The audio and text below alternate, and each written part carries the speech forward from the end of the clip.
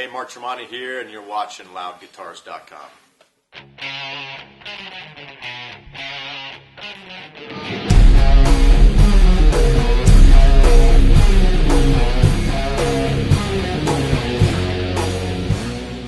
Well, hi Mark, this is Chris and Ron from LoudGuitars.com.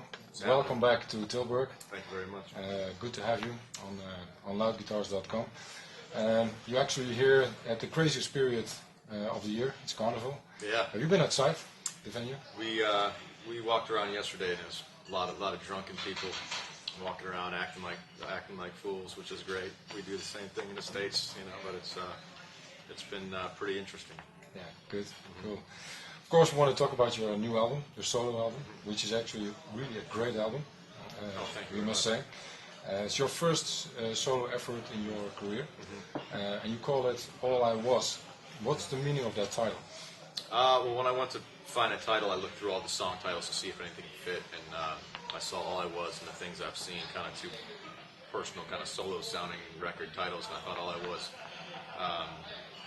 fit best because it kind of shows, this record kind of encapsulates what I'm about. I'm about that. I've always had these kind of more metal roots, but I also like a vocal melody, so I try to merge those two on the record, and that's kind of all what I bring to the table. But you call it All I Was. You're not calling it All I Am. Is there a meaning? No. Well, I think to me it shows it shows the fans this is what I've been. This is what I've put into the Creed and Alter Bridge records. This is the side that I kind of. This is all I've been through all these years. Is this type of songwriter, and kind of this is what I was when I was younger too. This is the kind of stuff I was into. Yeah. So when and where and how did you get the idea of doing this solo record? Well, I've always had a lot of ideas that have just kind of stockpiled, and I knew would never see the light of day. And I saw a gap in my schedule that was 3 months long when Miles was going out with Slash. So I called Eric and said, let's put something together, call Garrett, and just record some songs, just release them online or whatnot, just have a good time releasing some of these song ideas. And then once we got into hearing these songs back, we got excited about it and decided to really give it our all and make it a proper album with touring behind it. And we've had a good time. Yeah. So what was the biggest challenge for you in making this record? It was the first time that I had to write 100% of all the lyrics, and that was tough. Because usually I'll write vocal melodies and I'll have filler lyrics that kind of fit the melodies, and then Miles or Scott will either run with them or start from scratch. Whereas this was just, like I said, the first time I had to really sit down and finish them all. And then when I sang through the first round of vocals, I had to listen to my vocals back for the first time in an album, scratch a bunch of what I did, rewrite lyrics, re-perform the singing. So it was just a learning process there. Yeah. You about these lyrics. I mean, you look like an optimistic person, but the lyrics sound a bit dark. About not that optimistic. Is that true, or is there a meaning behind it? Well, I think the one reoccurring theme in the record is just, when in my career I've been burned by so many people that were supposed to be friends and colleagues that, I just let it happen again and again because I'm just a trusting, nice person. But I guess when you get older and money gets involved, people start thinking of themselves, and a lot of the record has to do with kind of venting about that. All right. On that vocal part, this was your first effort that you're really a solo singer. You've worked in your career with two amazing vocalists. Did it make that experience? Did it make that easier or more difficult for you to perform as a solo artist and sing? I don't think it really made that much of a difference. I wasn't trying to be either one of the guys.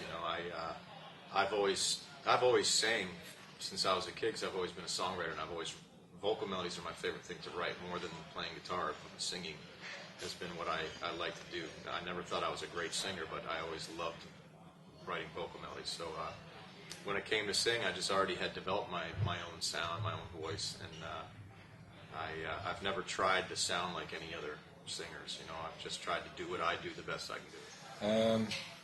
So was there a specific way how you approached the recording of the vocals? No, just like I recorded backup vocals. It's just the biggest difference is from a backup singer to a lead singer is when you're a backup singer, you're more robotic. You just want to hit those notes and let the lead guy do his thing. So when I'm singing on this record, I just try to make it not sound forced and try and make it sound as natural as possible, and just kind of live in the moment and try and capture a good emotion on each track. And about this writing, I mean, you just referred to a gap in your schedule. Creativity is difficult to put in gaps or a calendar. How do you manage your creativity with all these, let's say, with Creed, with Alter Bridge, with a solo project? How do you manage that? Well, that wasn't all the stuff that went on the album wasn't written in 3 months. It was stuff that has been sitting around for years and years and years and years. It's "Wish You Well." The third track on the album was a song that I had started back in junior high school. And I've made demos of that over the years. I made demos of that when I was in high school. I made a demo of it for the first Alter Bridge record, but it didn't make the first Alter Bridge record. So we kind of just reinvented the song and put it on this album. So there's stuff like that I knew would never make it on an Alter Bridge record or a Creed record. So I decided to put it on this album. There's tons of songs throughout the record that I've played with the guys to try and put on Alter Bridge or Creed records, and they just never made it. So those are the first ones where I was like, all right, damn it, I like this riff. I'm going to make this one work in this project. Yeah. So a lot of this record has that kind of stuff. And you have more stuff like that that's ready for new release in the future? Absolutely, yeah. Right. And so what made you decide to use the same producer as the Alter Bridge record? He's, Elvis is just somebody, I trust his opinion. I trust it's going to sound great when it's done. He's fast, and just a great guy and great team, him and Jeff, and they live in Orlando now, so it's real close to home, and it's just that there's no point going anywhere else. Yeah. All right, welcome back to part 2 of the interview. We welcome Eric. What's going on? Well, we're all right. You're all right? Yeah, good, well, good. Thank you. Thank you for joining us. We just talked a lot about the album, the All I Was album. And to conclude that part, I think the reviews of the album are generally very positive in the press. Were you confident about that up front, or do you care anyway about how press or people think of the album? It definitely feels good to know that people like it, because we definitely are proud of it, and we have a lot of fun doing it. As long as I'm happy with it, as long as I know that it's the best that I could do at that moment, I'm happy with it. But it is good to see, like you said, people giving you that, the good words. So if we look at the band, or is Tremonti is the band or a project? How do you? Oh, it's a band. We're going to record another record as soon as we can, as soon as we get material done, and keep going. Yeah, and of course the two of you know each other from Creed. And from what I read, you two met when you were very young. Yeah, I was about 15 years old. It was at the NAMM convention in LA, and at the Paul Reed Smith guitar booth, he was signing some autographs for for all the people in line. And I was like one of a couple hundred people in line, like 150 people. And when it got to be my turn, I was all nervous because I was a big fan, and still am. But he got his autograph, and somehow my manager was back there and had been talking to him. And he told him that I played guitar and stuff. I played, blues and stuff. And he's like, "Hey, you want to go check out some amps and stuff and hang out for a little bit after the signing?" I'm like, "Yeah, totally." So we became friends, right then and there. So ever since then, we've been playing a lot. So this Tremonti thing is something that we've always talked about, just jamming together all the time. So we're just very excited. Well, when we first met, like I said, his manager was Robert Knight, a famous photographer, and he said, "You got to hear this kid play. He's got an endorsement from Fender, and he's on Steve Vai's record label, and he's all this and that." And he was the last person in line for signing. Like, "Yeah, let's hear him play. Come on." So we went to the Rivera booth. Yeah. And because he knew Paul Rivera, and I heard him play. I was like, wow, it's good, you know. And then next year came to NAMM and saw him again, and then just saw him like every year at NAMM, and then we just became friends. And I think I've drawn him into the metal world, and he's drawn me more into the bluesy world, you know. Yeah, we enjoy playing because our backgrounds are a little bit different, but we both appreciate the other's talent, you know. And you know, I love the metal stuff. We all listen to metal all the time, and but my background is in blues, so when he starts listening to that, I'm always like, hey, what's going on? Yeah. But there's always That's not right, that blues lick. no, you know, we have a lot of fun with it, you know. Yeah. And then suddenly you end up with Creed playing together. Yeah, which is a definite dream come true for me as well. Yeah. Yeah. Well, is there any difference in the two you playing in Creed compared to playing Tremonti? Definitely, I'd say, you know, with the Creed stuff, when I'm playing with them, I try to play what's on the CD, and you know, we do some improvising in spots, but for the most part, I try to play, you know, the excess parts, the extra parts that are on the record, you know, mandolin stuff, you know, electric acoustic stuff. Mm-hmm. There's not so much freedom to do that, but with this, you know, it's something that I was involved in from ground one, you know, so we have things that we got to, you know, do together, so there's that freedom there. Yeah. And then on the other positions in the band, of course, we have Garrett, Yeah. which is an amazing drummer. If I listen to the album, it's incredible. Yeah. Where did you find him? Garrett was, he tried out for his band, Submersed. I had heard some Submersed demos, and then Eric had gotten involved with the band, and I took it to the record label, and they ended up giving them a deal, and I had said that I would co-produce the record, and Garrett was a drummer that replaced the first drummer in the band. Yeah, we had a drummer named Josh in there, and then we were looking for drummers. We were in Orlando, and we placed an ad in the Orlando Weekly, just kind of throwing it out there. And one of the kids who replied, I say kid because Garrett at the time was 17 years old, still in high school, and he showed up at our house with his DW drums. We're all excited. Oh, this guy's got DWs. He's good. He must be good. You know? So like he came up and he just nailed it. I mean, he just nailed it.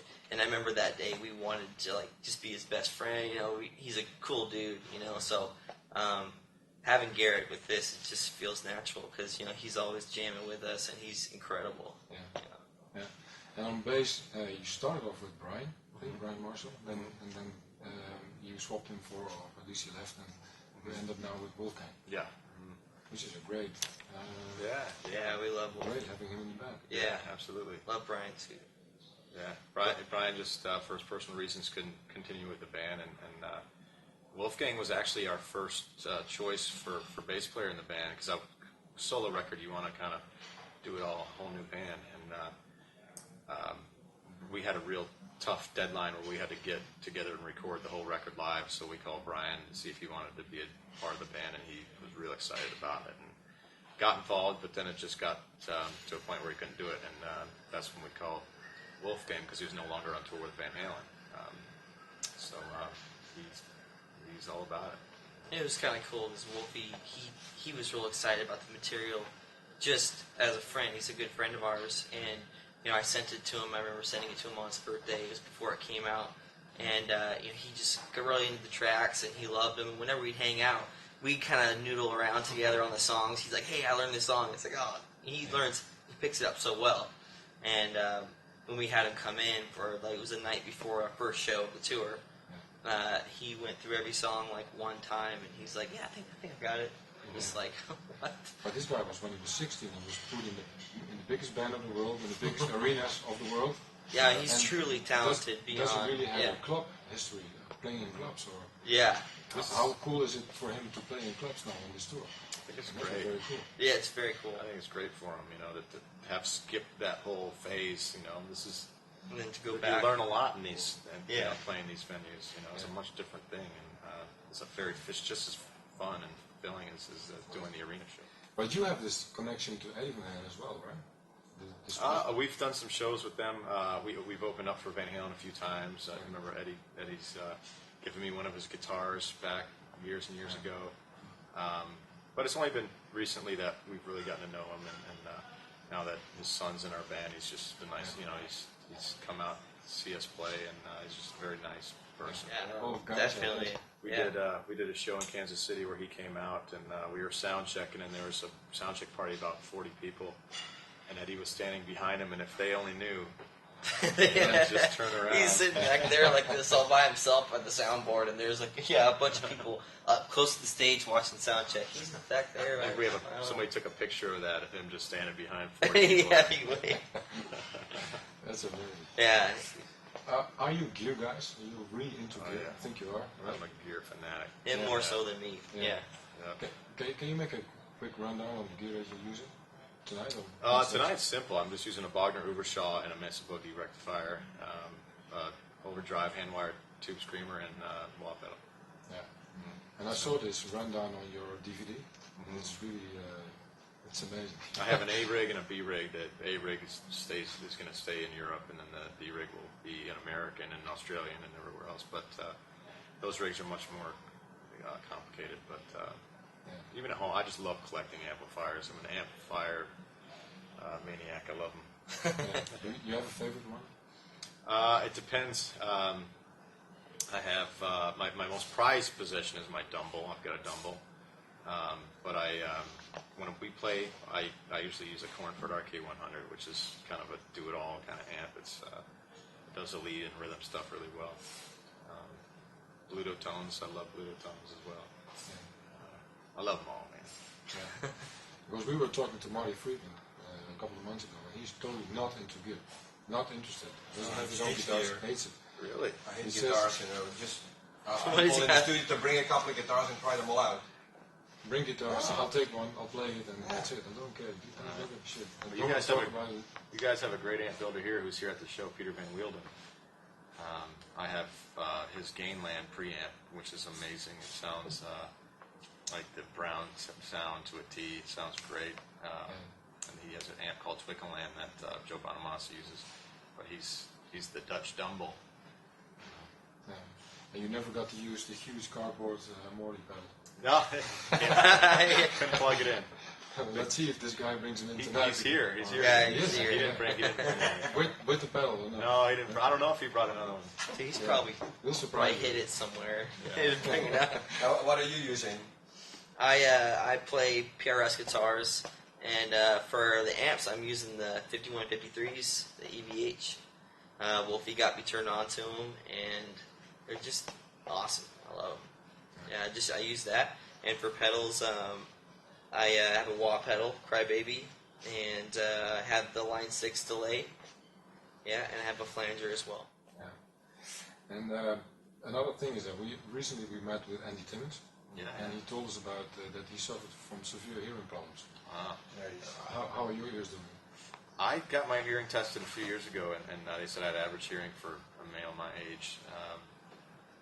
I mean, You got good protection on the stage, and I don't use in-ears. You know, I've noticed that folks who do use in-ears turn it up loud and they lose their hearing quicker than people who, you know, I play loud on stage, but I don't stand in the epicenter of the big loud noise. You know, That's what Andy said also, because when you have in-ears, you try to turn them up Yeah. louder.